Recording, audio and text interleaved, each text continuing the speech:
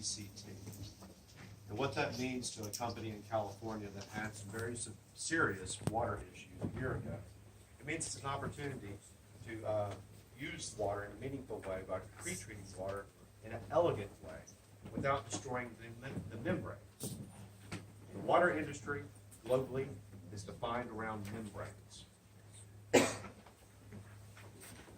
What we have done allows us to be able to move things forward from California to Maryland, and there's a unique relationship there. In Maryland, there is a partnership with California that allows anything that's defined around water to be promoted as a new standard. They're like sister states, and they have relationships that allow what we have done to be able to come in and be brought and made as a new standard, a standard that we're promoting today to you guys, a way to clean water that allows us to basically go towards a mission statement to mobilize 3 of our proprietary technologies to go towards increasing the efficiencies of water remediation globally. At the end of the day, everybody needs water, and they want it in a way that makes it crystal clear and without using chemicals at a lower cost. So as we proceed forward, the company objectives here for ECT is to find the state-of-the-art water technologies, to be able to show the game changers, the ones that allow us to establish new platforms of validation, apply into high profit margin segments, such as oil and gas, mining, but bring it into reality where the profits that are made through the oil and gas and the mining help deploy the technology where everybody wants to see it, on the rivers and the lakes, where everybody has a presence of knowing what this city and what this country is about. So, meanwhile, we want to perfect and iterate our technologies and increase upon them with relationships such as Serbia, all while making the technology ready for global deployment. Now, in 2016, this had value in California because there was someone that got cancer because of oil and gas pollution.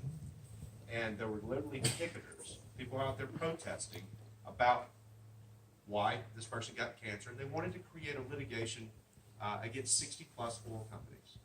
And we had a partnership with the oil and gas universities in Bakersfield. In Bakersfield, no one probably even knows where it is, but it's in California.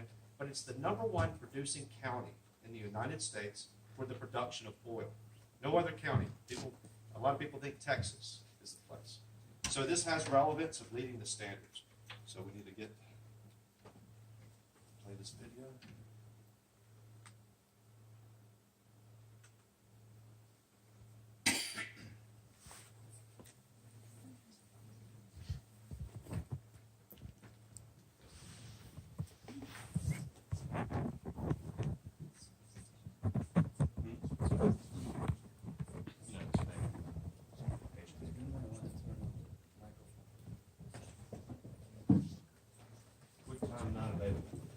So basically what this shows is a system that allows us to clean the water. It shows the standard of how we moved it into California, and now we're taking it into the Midwest. I can give you a copy of this video later and let you guys see it. We can see it on my website. Now, addressing the industrial water issues globally. Most people think that oil and gas, if you're in the oil and gas business, they don't understand that you're actually in the water business, because every barrel of oil that's produced, even if you're doing fracking or using produce, the traditional way of cleaning oil, about 1 barrel produces 15 barrels of wastewater. So it's wasted.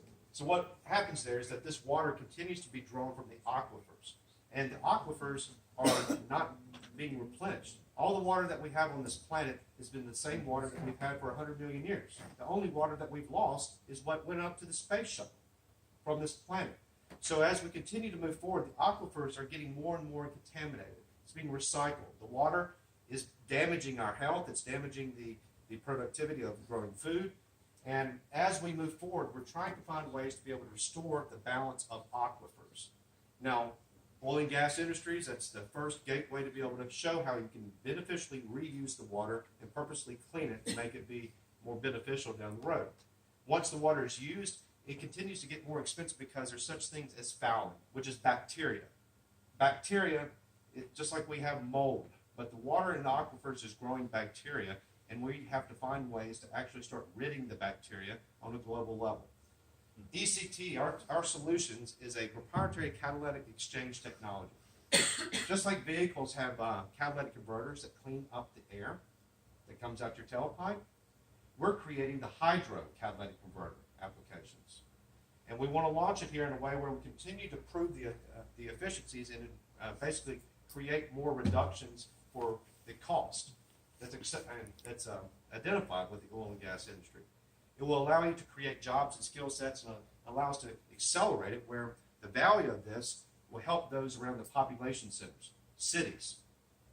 So as we proceed forward, the technology, you need to understand my company was founded in 2015 as a California-based company. We've secured proprietary technology that we originally licensed, then I hired the inventors, and we continue to innovate the technology. We've come up with solutions called ECOS, which stands for Electrocoagulation Systems. And then we've come up with a new system that allows us to produce chlorine dioxide and chlorine and other species of chemicals on demand without using chemicals. We've co-developed these systems, and now we have come up with a solution that allows us to remove silica. Silica is used within steam production. Meanwhile, we've joint ventured with partnerships in the U.S. that showed how we can basically provide cost containment and attained ISO-certified manufacturing guarantees. Moving forward, you need to have guarantees that have warranties, and that was 90% of the battle in launching the innovation. So as we proceed forward, we're looking basically to identify how the world market is a $500 billion industry. And we see that a lot of that in the U.S. has to go towards new water infrastructure. $298 billion is required for the U.S. water infrastructure. $317 billion is spent just in North America on filters and membranes. Every single week, you have to replace a lot of these filters and membranes. So what we have is a solution that extends the life of the existing infrastructure. We do not replace the infrastructure that exists today. We work in and we plug in as a bolt-on solution. We predict by what we've shown in California, moving into Texas and what's happening here in Serbia, we can have a proper exposure to allow ECT to capture 5% of the world market. That's a $25 billion revenue. Why ECT? My team consists of some of the best engineers. I've been in this industry for 20 years, believe it or not. I started outside of college trying to find the actual engineers that had solutions that I call holy grail solutions. We had engines that could run off water, all right? To be very candid with you. And I learned that you cannot get technology like that to market if you're going to disrupt the way the market works, which is oil and gas. So we turned it around and said, hey, we can use these disruptive technologies and find a way to clean up the pollution. Not to be a problem, but be a partner with the pollution, to make them feel better about what they do. So my engineers have DOEs, that's the Department of Energy, and DODs, and security clearance with nuclear. When there's an event like Fukushima, okay, we have a skunk works team that's called in where my inventors actually identify a one-off solution that allows nuclear isotopes to be raked up out of the beach. We have the right type of team, and the number one thing is that we don't use any chemicals. We're flow through, zero chemicals. The industry in the world uses chemicals. It's based off of a petroleum-based chemical industry for cleaning water. It's non-sustainable. And we've successfully validated our technology with Chevron in California. So we have credentials and the right team, and that's the reason we won the #1 Water Innovation Prize in 2016 in Aquatech, China. There were thousands of competitors. And that was for closing the coal mine loop problem. Cleaning coal is a major issue.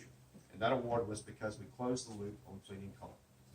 Now for operators, understanding the core difference of what everyone else in the market has, they contribute chemicals where in a catalytic exchange, the water that's contaminated here comes through, and basically we're electrifying the water, creating a catalytic exchange where the bubbles continue to rise up.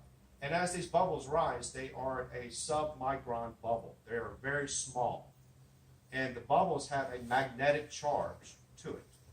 So as the bubble lifts and rises, it connects to the pollution, which can be heavy metals. It can be oil and gas. It can be arsenic. It can be like a glyphosate, which is Roundup that's used from Monsanto. It's been found in our food these days. We take showers. We don't even understand that these chemicals are penetrating our skin.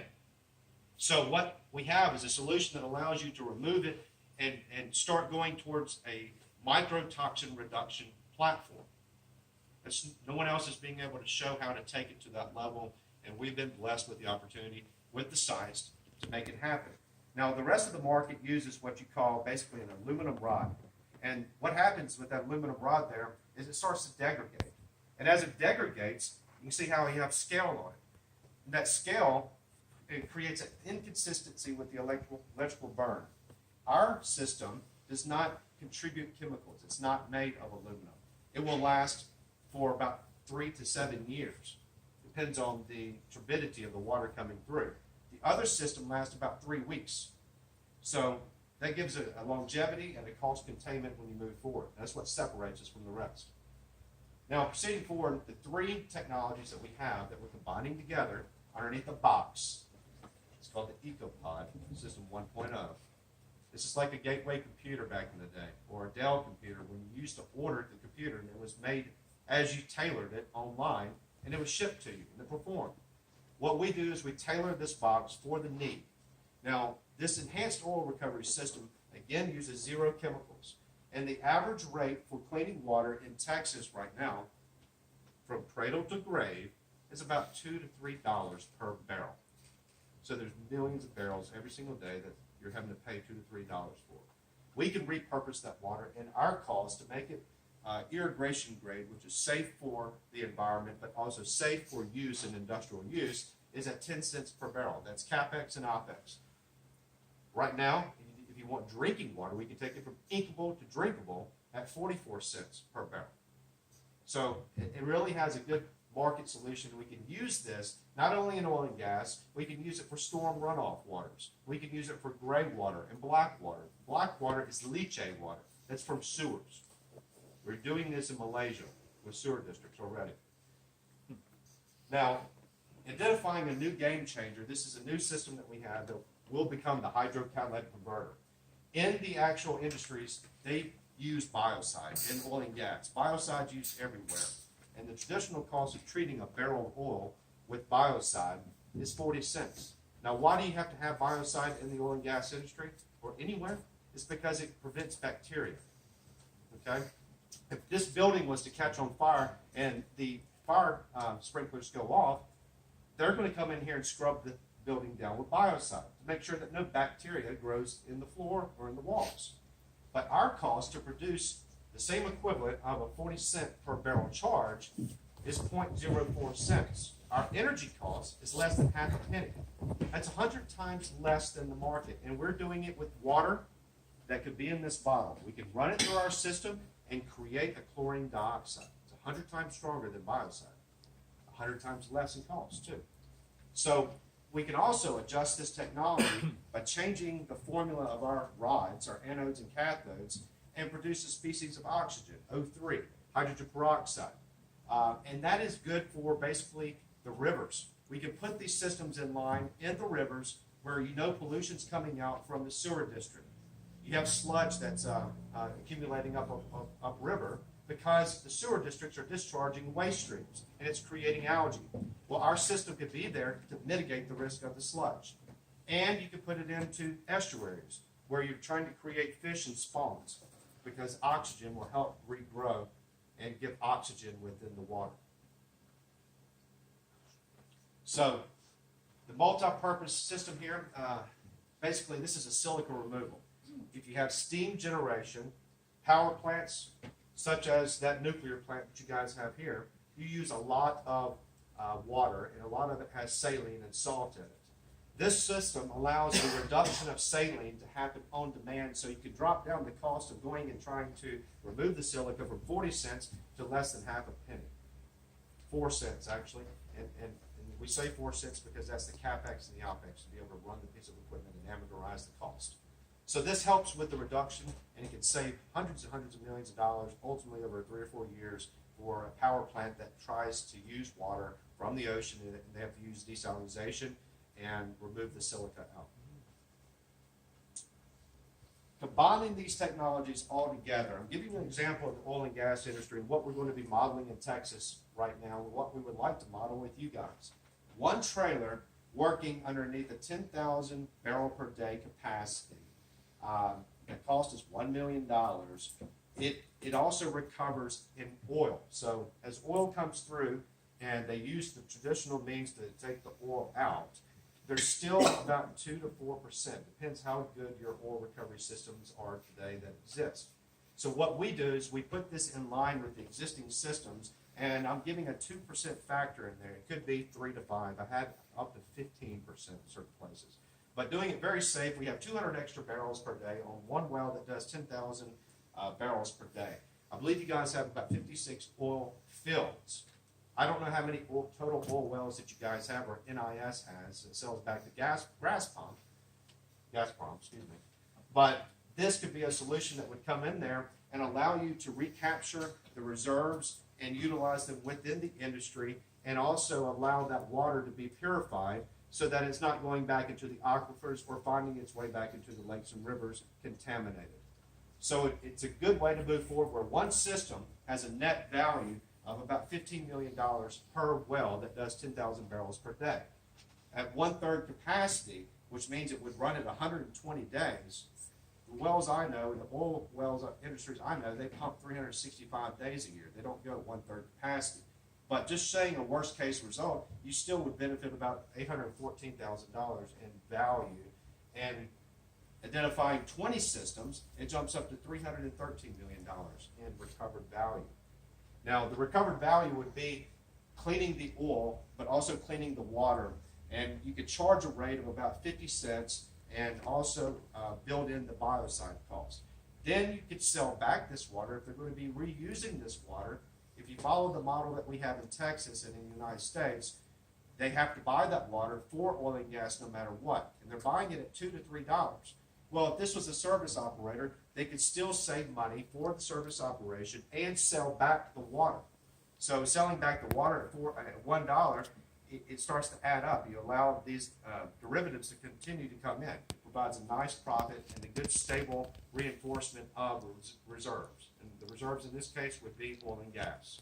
Now, if this was gold mining or lithium, same thing. But the value would probably be 100 times more in value. So it's an economic change in a lot of ways in recovering water and cleaning up the water. So proceeding forward, we're looking for the right investors, the right joint venture partnerships. We have ISO certified manufacturing that we could utilize within the neighbor and within this partnership with Serbia. But currently, we're at a position where we can do 10 expandable systems, 100 of the multi-purpose system that creates the chemicals, and 100 of the TDS removal, which removes the silica. With a 40% gross margin, we could be netting out $47.5 million monthly in the economy of Serbia. So what we're looking at proposing to do here is to come in, and my company, ECT, Services and Solutions, identified there, would set up a ECT Serbia company. Okay? We would joint venture, and we would like to lead these technologies in a way where you're building new standards for the EU. I want to make Serbia the Switzerland of water innovation, period. I want people to come here and look at what you guys did right to change the ecosystem and find economics through it at the same time. So as we would proceed forward, we would want to create a Serbia.ECT. ECT is not only standing for environmentally conscious technologies. We want to create .ECT communities, like a .com, a .edu, a .org, okay, .usa, what do you have, Serbia? What is SB? Oris. Okay. You get where I'm going with this. So the value here will allow you to drive in management around here, hire locally, think globally. Now, we have some flagship deals in the pipeline back in the States that we're working on. And one of them deals with EOG Resources, which is in Midland, Texas.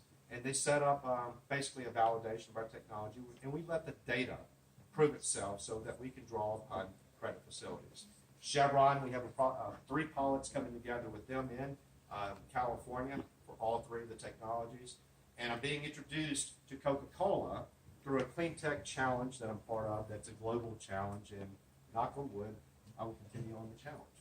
But Coca-Cola is they're being forethought, had the right type of forethought in terms of thinking about how to remove the mycotoxins so it doesn't get into the water for manufacturing.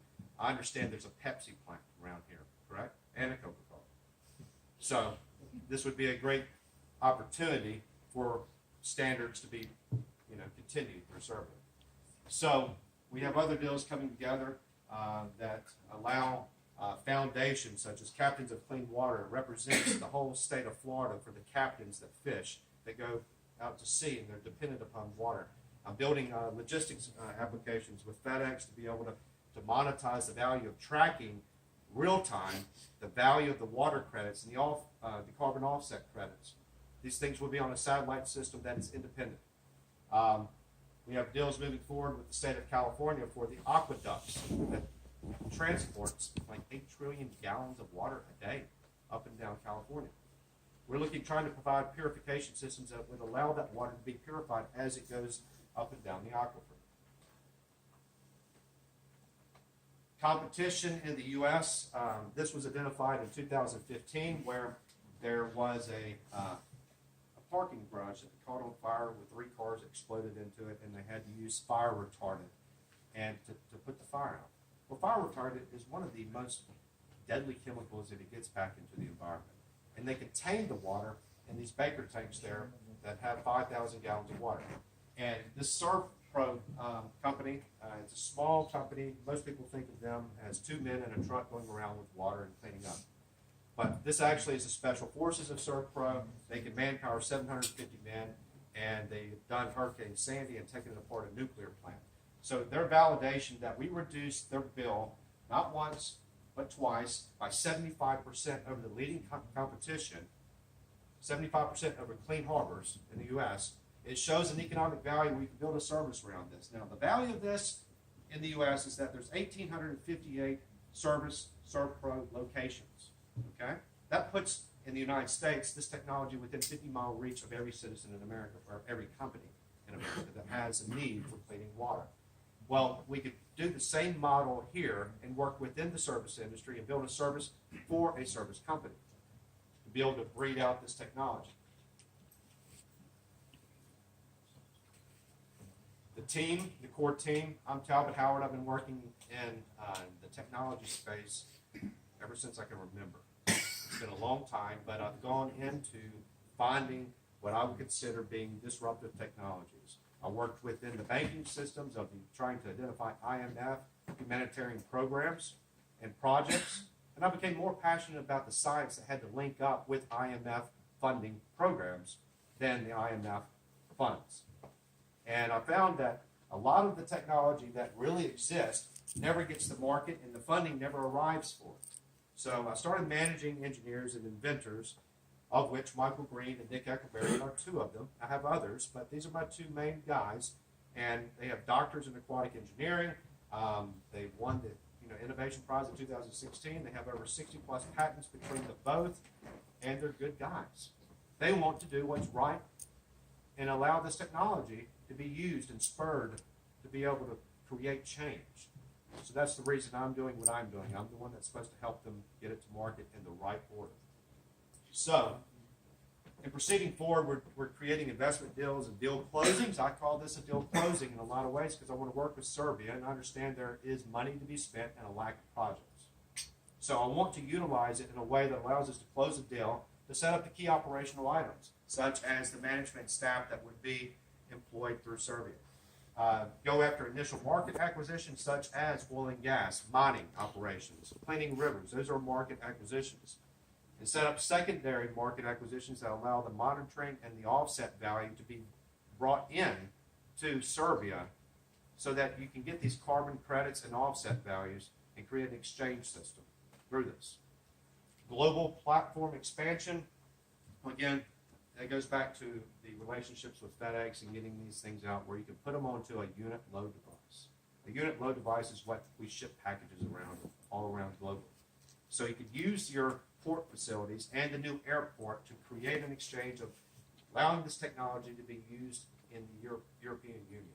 I could set up a relationship that allowed the distribution of this technology from Serbia to Europe. And now, part of the reason I was late coming in here, I thought we had the meeting over there at the hotel, and I added to it a program that I call Houston, We Have a Solution. Now, we all remember Apollo, right? The movie, and the actual disaster, and the event, Apollo, we have a problem. Well, 5 years ago, I thought about where we would be today with this technology, and I booked the name HoustonWeHaveASolution.org. And now it makes sense to debut it.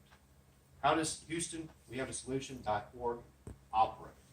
What's going to happen here is basically we want to identify where change is needed to preserve the ecosystems. We're not setting up an environmental defense program. We're setting up an environmental sustainability program. Now, this sustainable program needs to be able to connect with the actual end users and the people in society.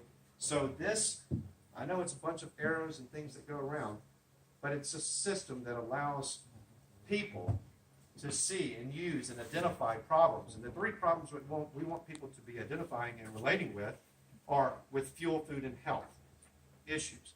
So as the future moves forward, we want to link with charities and organizations, and you guys took us to a nice park called the PE National Park. Am I correct on the name? So this could become an application that allows a smartphone or a LinkedIn platform for people to identify problems with solutions that pay them and give back to communities, you guys, and the foundations that deserve them most. So we would set up what we would have in the U.S. that's called an IRS 1023 structure. I'm sure you guys have something similar to it, or we can create it. And this structure will allow us to take that $313 million that's generated from 20 machines. My company doesn't need all that money. I'm not selfish. We want to utilize that money to go back into paying off national debt, paying towards a reserve of fuel, or even bringing back gold into a reserve application, and sharing with those that are in the industry the results. So this whole system basically allows people to connect and bring in a goal that identifies the problems with solutions and allows for-profit entities to be able to connect and allow nonprofits to also get ownership into for-profit structures. Now, at the end of the day, people say you want to make America great again. I'm turning it around. I'm saying what makes sense. We want to make Serbia great again, okay? And we can do it now. It starts here. So, thank you for your time.